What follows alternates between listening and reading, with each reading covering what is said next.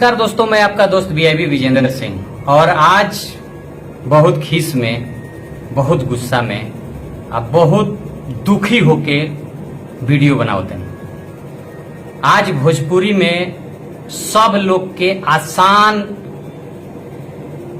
कहल जाला टारगेट भोजपुरी के गायक और भोजपुरी के राइटर हो गए बड़े।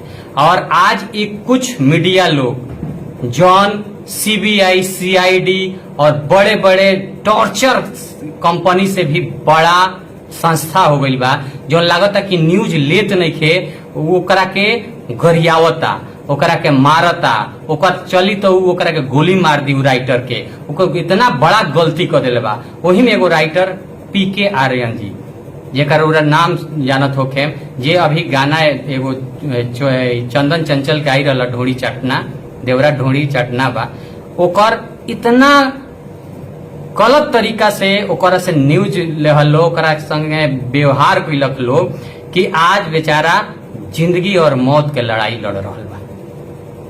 आज ओकर बच्चे के चांस मात्र 5% बा। अभी हम डॉक्टर से मिल गई। पूरा आज हमनी के कलाकार संग, पूरा कलाकार, पूरा टेक्नीशियन, आज हमार शूटिंग हो रहा बा संस्कृति मैरिज में, आकांक्षा म्यूजिक के, लेकिन हमनी के दुखी बनी सन। पत्रकार बहुत सारा हम देखनी और एक पर बोले चाहिए। हम मनीष कश्यप भाई के धन्यवाद कहे के चाहतनी कि मनीष कश्यप भाई ये विषय में काल मीडिया से बात कैले और वो बहुत अच्छा बात कैले। वो कहले कि ये पत्रकार आज छोटा छोटा गरीब घर से आयल कलाकार के घरे जाके, अगर मान लो कोनो गलती हो गई बा, अगर वो अश्लील गाना गा देले बा या तहरा लगता कि वो गाना अश्लील बावे और गा देले बा, तो ओकरा से प्यार से भी बात कइल जा सकता। हाँ, ओकरा तक बात करो, ओकरा माई के, ओकरा बाबू के, ओकरा घर के, ओकरा परिवार के इंटरव्यू लेहल कौन जरूरी बा? का इतना तारा दम बा कि तू पवन सिंह के घरे जाके तू इंटरव्यू ले सकत रह, उनका गांव में इंटरव्यू ले सकत रह, तू खेसारी के गांव में उनका घरे जाके इंटरव्यू ले सकत रह? तारा में दम बा? तारा में दम बा कि हिंदी में या भोजपुरी में बड़ा बड़ा हीरोइन बड़ा बड़ा सीन करेले, जो ना के अश्लील कह सकत रह? ओसन काम भोजपुरी के ना एक्ट्रेस करेले ना भोजपुरी के गायक करेले, तो क्या उनका घरे तू जा सकत रह? लेकिन आज अगर कोनो गरीब लड़का गाना गा के, अच्छा वो देवी गीत भी गौले बा, वो सैड सॉन्ग भी गौले बा, वो भजन भी गौले बा, ओकर प्रमोशन काहे नहीं करत? जे न्यूज वाला ओकरा का टॉर्चर कैले बा, आज वो जिंदगी और मौत के लड़ाई लड़ रहल बा, ओकरा संगे हम और पूरा हमार भोजपुरी के सब गायक, सारा टेक्नीशियन, सारा लोग खड़ा बा, हमनी के भाई के बचाएम सन, हर सख्त प्रयास करतनी सन। आज वो लोग इतना टॉर्चर कैलक ओकरा के, इतना जाकर हुआ देखे कि ओकर इंटरव्यू कैसे कैसे लोग ले लेबा, और सब लोग ओकरा अगर कुछ होता तो ओकर गुनाहगार बा लोग। वो सब लोग पर FIR काहे ना होके के चाहिए, और ये ऐसा मीडिया के बहिष्कार काहे ना होके चाहिए। अब खास करके मनीष कश्यप जी, रौरा से आग्रह बा कि ऐसा मीडिया के रौरा तो खूब रेलाई करे नी, तो ऐसा मीडिया लोग के रेलाई काहे नहीं करत? मनीष भाई, हम चाहेम कि ये मुद्दा के तू बड़ी अच्छा से उठाव, और आज सारा कलाकार, सारा हमार टेक्नीशियन, सब लोग कही कर लो कि जे मीडिया वाला बा ओकरा के बहिष्कार कर लो, कोनो मीडिया वाला के इंटरव्यू मत दलो। जे अच्छा बा, जे अच्छा भोजपुरी में करे के चाहता ओकरा के इंटरव्यू दलो, और सबके बहिष्कार कर लो। आज जौन लड़का जिंदगी और मौत से जूझ रहल बा, ओकरा जानता रह, ओकर मेहरारू के 8 महीना के लड़का बा पेट में, आज ओकरा पर का गुजरी, उ का आज ओकरा पर गुजरी, ई बताओ। आज केहू ई बात नहीं के सुना।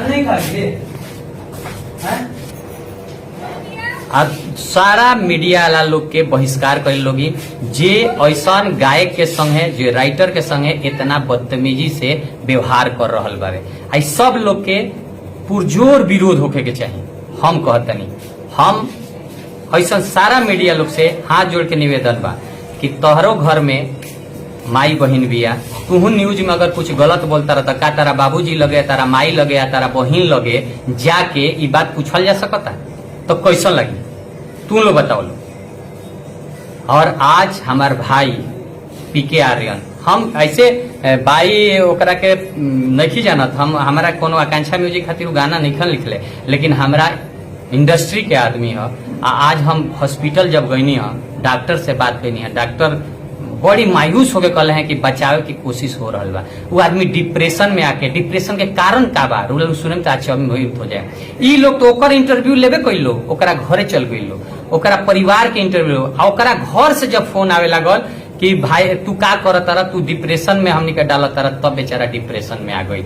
अब पता ना का कोइल का ना कोइल की तो जांच के विषय बा, आई पर जांच हो रहा बा, रिपोर्ट आई तो पता चली ओकरा फूड पॉइजनिंग हो गई बा बड़ी जबरदस्त। ओकर शरीर के 80% काम करल बंद कर देले बा और आज जिंदगी और मौत के वो जगह पर खड़ा बा। और हम माता रानी ऊपर वाला के माने नहीं, माता रानी से कहतनी कि माता रानी हमार भाई के जल्दी ठीक करी और ओकरा कुछ ना होके के चाहिए, कुछ ना होके चाहिए। मीडिया ला लोग भाई काहे काहे तू लोग जान लेता रह लोग, और भी बा बहुत चीज कलाकार के अलावा वो लोग पर भी बोला लो।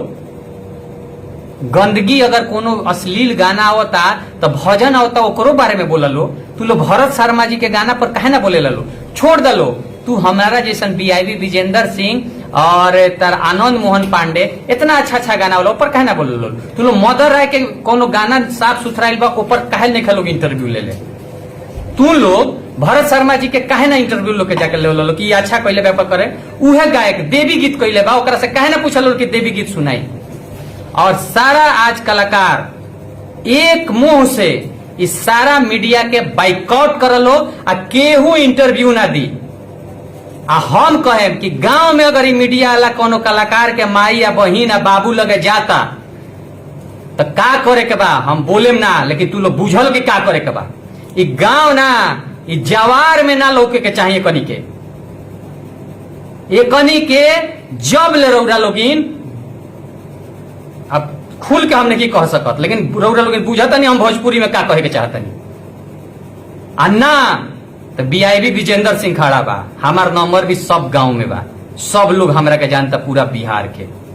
एक फोन करे लोगी, अगर बता देतनी कि अगर पीके आर्यन भाई के कुछ भी हो गई तो जितना जाना मीडिया वाला इंटरव्यू ले ले बाड़ा नंगा ना छोई, या तो बिहार छोड़ दे बलो आ ना तो सुधार जी बलो। हम देखे में बात जौन आज इंडस्ट्री में आगे कहता रह लोग कि नचनिया ऐसा रील बनाओ तरी सन, तारा हम लोग के माई या बहिन किचन में खड़ा होके का करता रही, आरती उतार तरी, आरती नहीं न उतारत। भगवान से मनाओ लोग न्यूज वाला लोग।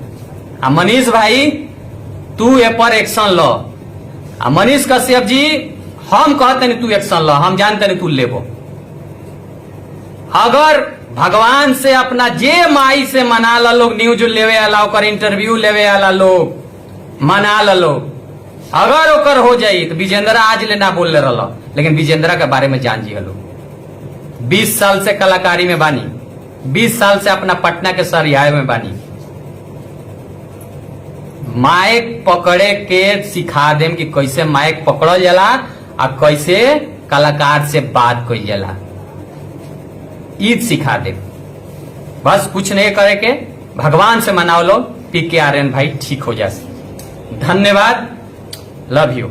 और हमरा कुछ नहीं कहे के।